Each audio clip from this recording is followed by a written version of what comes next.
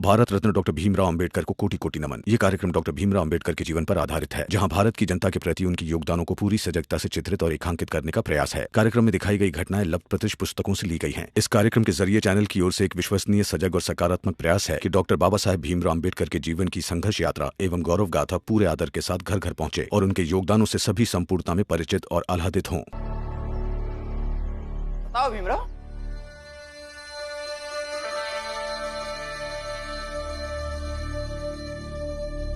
बताओ, सर से पूछकर शर्त लगाई थी। हाँ सर मैं कई बार इसे इसकी हैसियत समझाता हूँ, लेकिन ये समझता ही नहीं है। इसे समझा चुका हूँ कि अपनी औकात के हिसाब से काम करना चाहिए। भीमराव, इस संसार में दो तरह के लोग होते हैं। पहले वे जो सोच समझकर सही और उचित फैसले लेते हैं, और दूसरे वे जो पहले फैसले लेते हैं और फिर पूरी जान लगा देते हैं उन फैसले को सही साबित करने में। अगर तुम्हें दूसरे किस्म का व्यक्ति बनना है तो खुद के बल पे बनो। मदद मांगने से कोई भी व्यक्ति तुम्हारे फैसले को सही साबित नहीं कर सकता। वाह,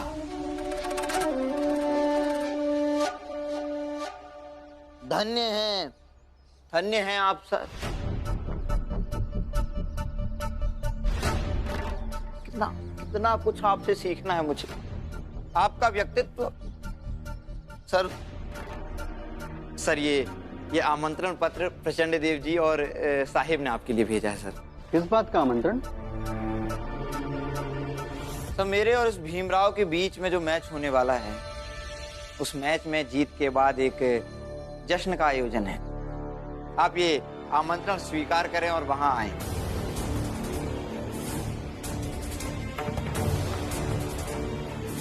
नरोत्तम जी, अभी तक खेल हुआ नहीं है, तो खेल उसकी जीत और जीत के बाद के जश्न की बात मत कीजिए। टोक दिया। कितनी बार समझाया है कि टोका मत करो भीमराव। और रहा सवाल हार और जीत का, तो वो उसी दिन तय हो गया था जिस दिन तुमने क्रिकेट की चुनौती को स्वीकार किया था। अब बस परिणाम आना बाकी है, वो भी आ जाएगा। वैसे एक बात तुम दोनों से कहनी थी। वो दरअसल तुम दोनों को काम पे मैं एक साथ नहीं रख सकता।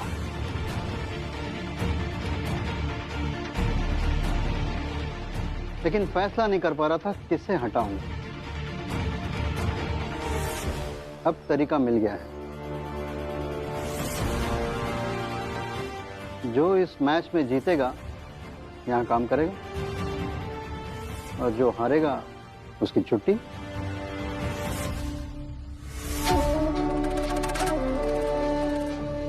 जो हारेगा उसकी छुट्टी।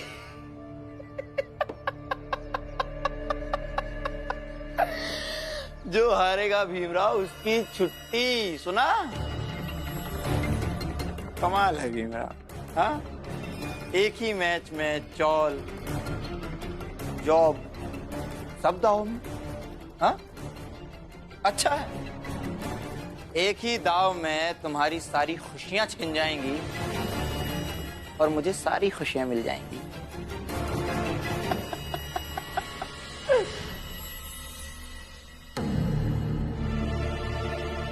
नहीं, मैं मदद नहीं कर पाऊंगा पैसों से।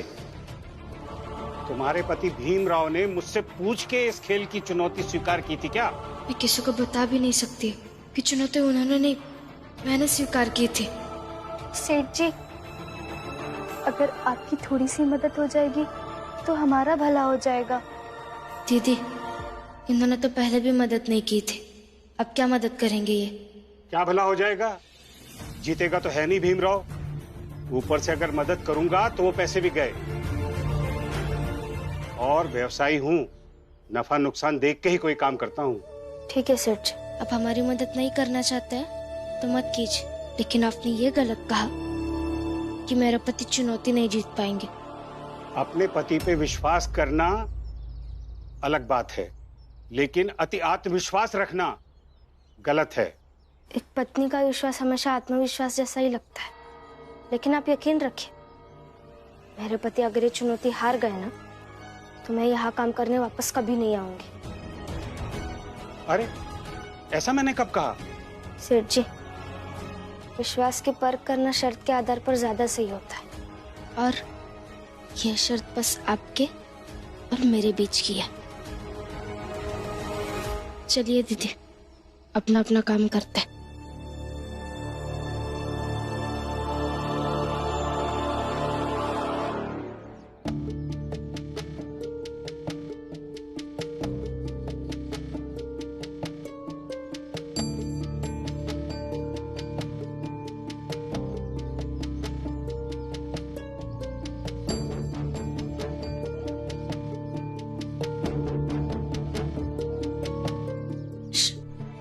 इधर आइए।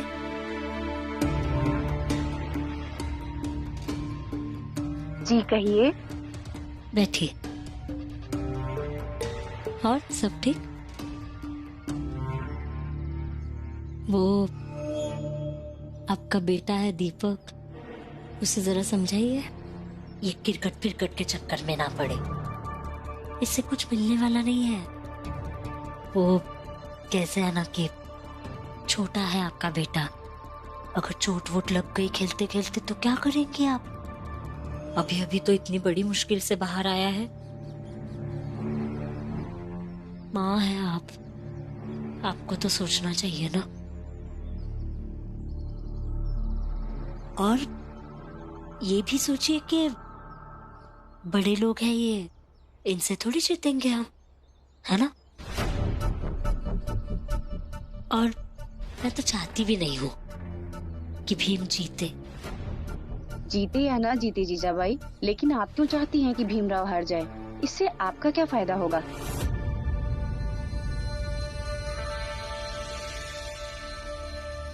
मेरे पति को तो देखा ही होगा आपने, वो कभी एक अच्छे पति नहीं बन पाए, पूरी तरह से बेटे को समर्पित, हर वक्त बेटे की माला जपते रहते हैं। इसलिए मैं चाहती हूँ कि भीम हारे और उनका भ्रम टूट जाए और समझ में आए उन्हें कि भीम के अलावा भी उनके जीवन में कोई है। अब आप पूछ रही थी ना मेरा क्या फायदा, तो क्या सही क्या गलत ये सब नहीं सोचती हूँ मैं, आप भी मत सोचिए। जाइए, काम कर रही थी ना आप, जाइए।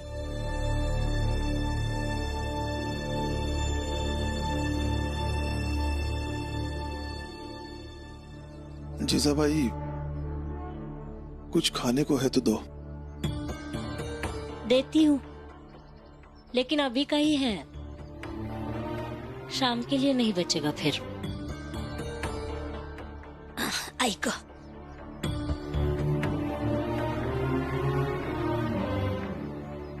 वैसे इतने दिनों से आप काम पर क्यों नहीं जा रहे? कोई दिक्कत है? आपको तो पता है ना, पेंशन के पैसे महीने के आखिर तक नहीं बचते। मैं कुछ देखता हूँ। कुछ देखता होगा क्या मतलब?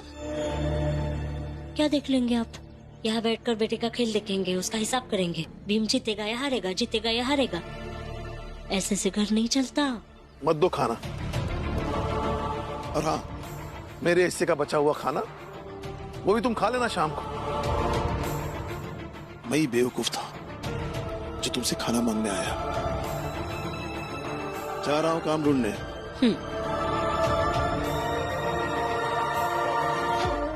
बस भीम हार जाए, उसके हारने के बाद लड्डू ना बांटे ना, तो नाम बदल दूंगी खुद का।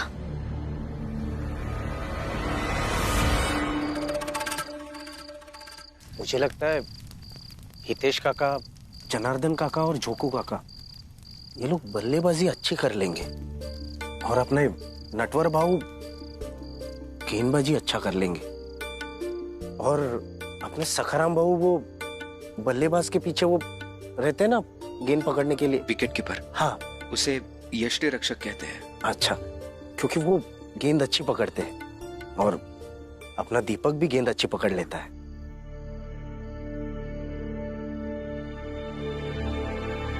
ठीक है, सही है। लेकिन बाला भैया, हम सब लोग गेंदबाजी और बल्लेबाजी दोनों क्यों नहीं कर सकते हैं? हर कोई हर चीज थोड़ी कर सकता है। बाला ने कुछ देखकर ही बताया होगा कि कौन क्या कर सकता है। नहीं नहीं काका, ऐसा बिल्कुल भी नहीं है। हर कोई हर चीज कर सकता है, चाहे वो क्रिकेट हो, जीवन हो या कोई और मैदान। लेकिन अभी बस हमारे पास समय कम है, इसके कारण जरूरत के हिसाब से हम तय करेंगे कि किसे क्या अच्छा आता है। इसका क्रिकेट से कुछ लेना देना नहीं है।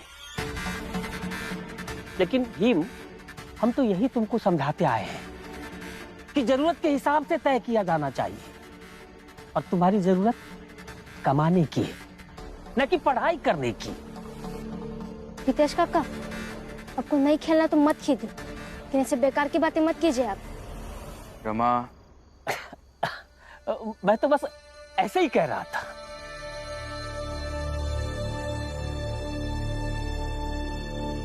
फिर ठीक है, बाला भैया ने जैसे कहा है वैसे ही करेंगे।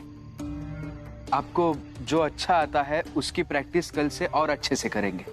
हाँ? लेकिन भीम, हम अभ्यास कैसे करेंगे? अभ्यास करने के लिए वो बल्ला नहीं है, गेंद भी नहीं है, और उसके बिना हम कैसे करेंगे अभ्यास? हो जाएगा, कल तक कुछ ना कुछ हो जाएगा। आप निश्चिंत रहिए, अभी सो जाइए।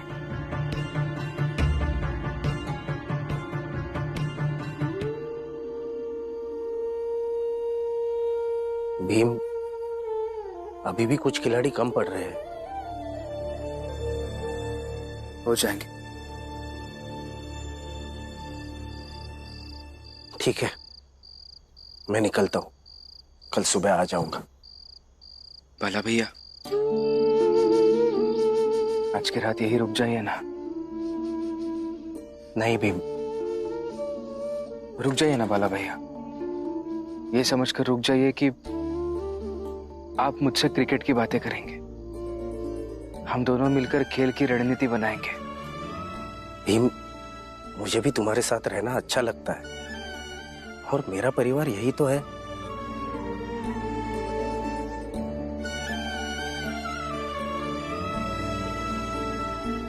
लेकिन क्या करूं? रहने दो, मैं कल सुबह आ जाऊंगा।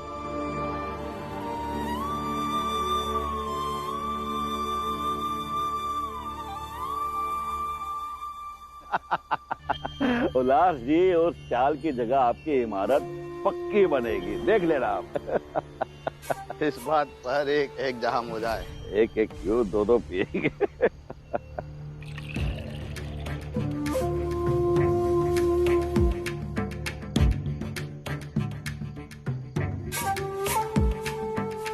लीजिए प्रसन्न देव जी।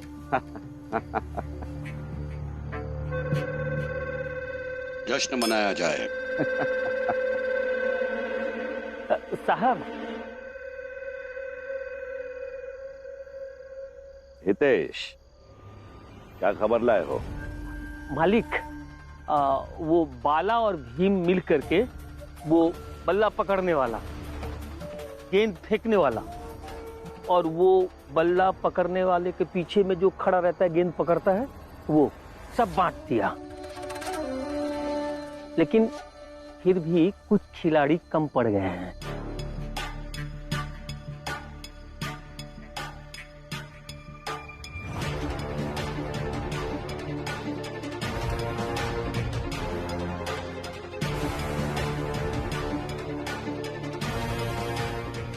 कुछ खिलाड़ी कम पड़ रहे हैं, तो जो है उनमें से और कम करके क्यों ना भीम की परेशानी को और बढ़ाया जाए। उल्लास जी, आप कुछ नया सोच रहे हैं।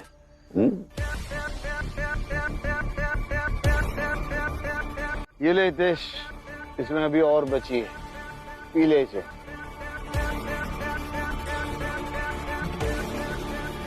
पी ले पी ले।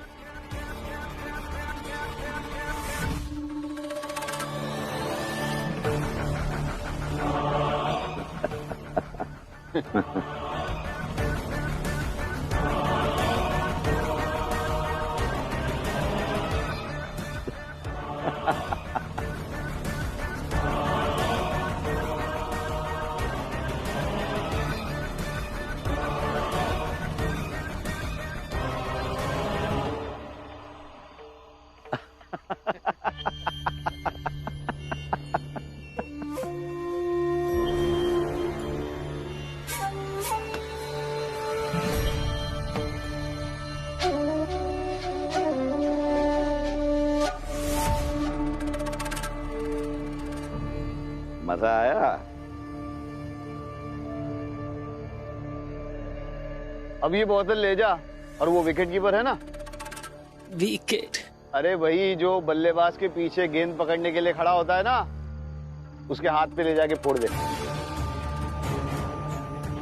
घायल हाथों से क्या वो गेंद पकड़ेगा और क्या वो खेलेगा, समझा? समझ गया मालिक। प्रणाम प्रणाम। भलासी कमाल है आप, हाँ?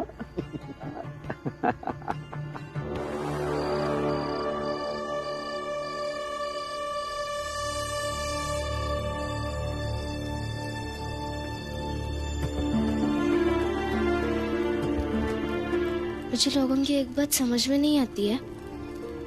लोग कहते हैं कि मैं तुम्हारे साथ हूँ, और जब मदद करने की बात आती है तो कतराता है। क्या हुआ? मैंने अपने सेठ जी से बात की, मुझे कुछ पैसे दे दीजिए, मुझे गेंद खरीदनी है। तो उन्होंने कहा, यही कहा होगा ना कि तुम लोगों ने मुझसे पूछकर क्रिकेट की चुनौती को स्वीकार किया था क्या? आगे ये भी कहा होगा विश्वास के साथ कि तुम सब पक्का ये खेल में हार जाओगे। हाँ, और ये चीज आपको कैसे पता? क्योंकि उन्होंने पहले भी हमारी मदद नहीं की है, और मेरे वकील साहब ने भी यही कहा, और ये भी कहा कि अगर हम इस मैच में हार जाते हैं तो वो मुझे काम पर नहीं रखेंगे। मैंने भी अपने सेठ जी से यही कहा है कि अगर हम ये चुनौती हार जाएंगे तो मैं काम पर नहीं आऊंगी। मैंने आपको बहुत बड़ी मुसीबत में डाल दिया है इस चुनौती के साथ।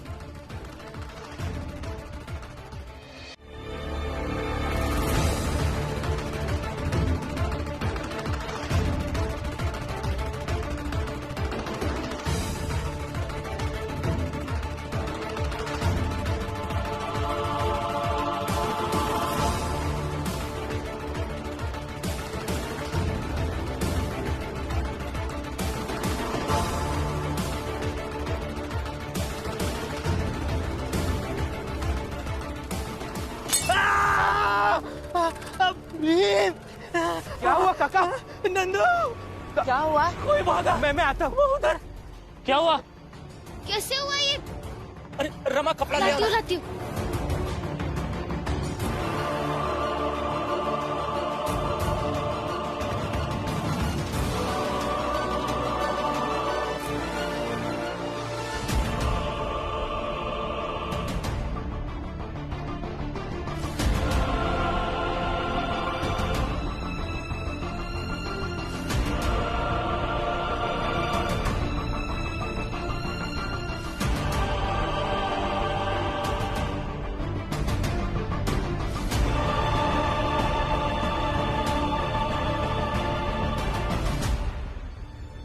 सखाराम काका,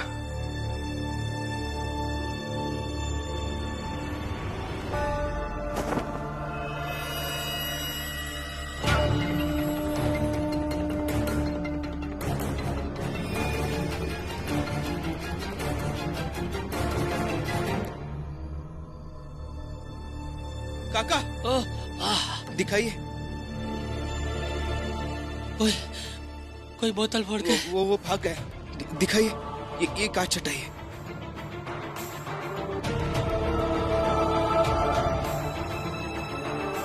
धीरे